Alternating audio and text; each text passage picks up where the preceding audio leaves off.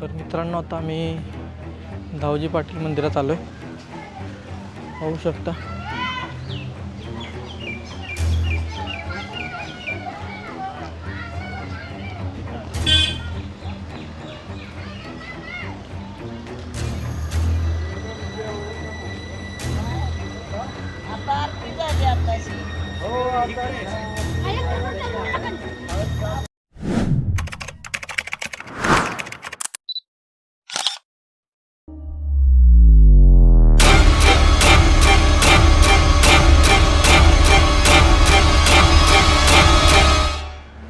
मित्रांनो, अमावस्येची ती भयानक रात्र जेव्हा अख्खी दुनिया झोपलेली असते, तेव्हा वाईच्या सुरूर गावातील एका कोपऱ्यात अघोरी शक्ती जागृत होत असतात. असा एक तांत्रिक ज्याच्या एका इशाऱ्यावर 52 चौक्या आणि 52 वीर पाणी भरायचे.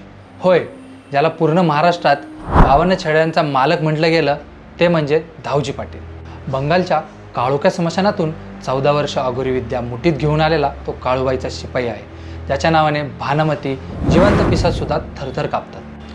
आजही त्या सुरूच्या अंधाऱ्या गाभाऱ्यात पैंजणांचा आवाज येतो असं म्हणतात.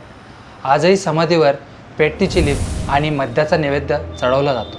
कोण होत्या त्या 52 शक्ती ज्या दाऊजी पाटलांच्या तालावर नाचायच्या? विज्ञानाला आव्हान देणारा आणि अंगावर काटा आणणारा हा भयानक इतिहास जर तुमच्यात हिंमत असेल तर शेवटपर्यंत नक्की बघा. मित्रांनो, चला तर मग आता जाणून घेऊया दाऊजी पाटलांच्या जीवन प्रवासाबद्दल. दाऊजी पाटील सुरूर परिसरातील एका शेतकरी कुटुंबात जन्माला आले होते. बालपणापासून ते इतर मुलांपेक्षा वेगळे होते.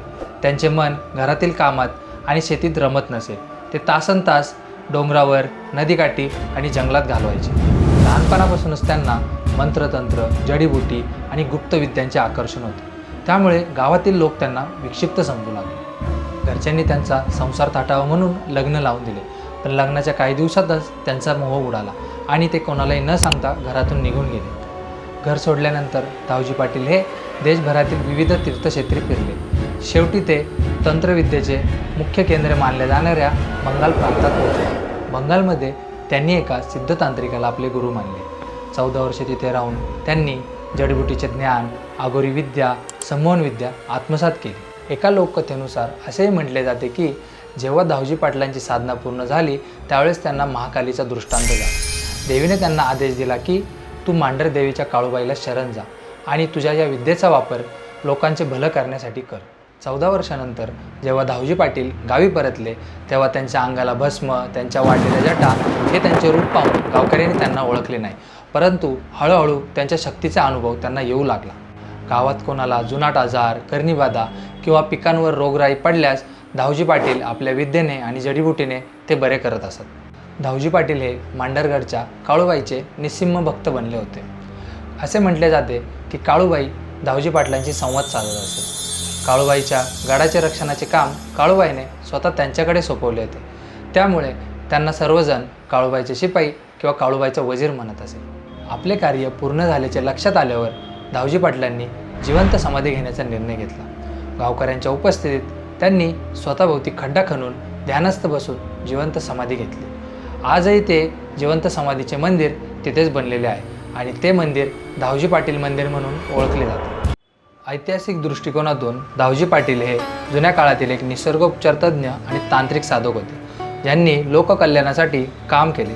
परंतु आजच्या आधुनिक काळात त्यांच्या मंदिरात चालणाऱ्या अंधश्रद्धा, प्राण्यांचे बळी देणे किंवा कर्णीबाधेच्या नावाखाली होणारे प्रकार यांवर कायदेशीर बंदी आहे.